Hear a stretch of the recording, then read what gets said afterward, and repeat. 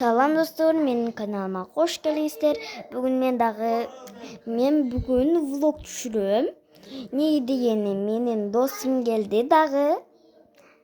Salam da koy. Salam. Adını. Adelina. Benim dostum, men atımı bilesiniz. Men atım Ayım. Bu dostumun atı Adelina.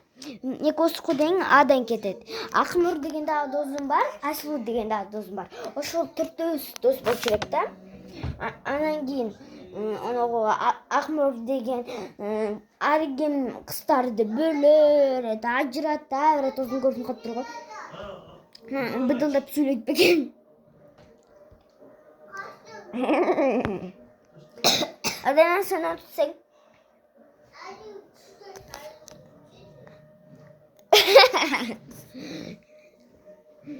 Ошо Айсулуу деген кызыбыз болсо ойсекеленип аргимге андай алып берем деп мактанып.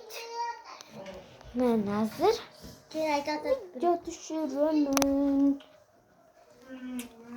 Вот как раз да. Чини. Шул бу. Üçgenim görünüyor bu. Не татасы шунда. Bir de ke tartağızda. Hazır sen aşağıda dur.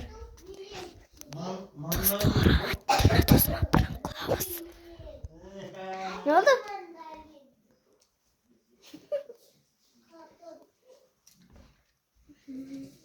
Ne oldu arkadaşlar?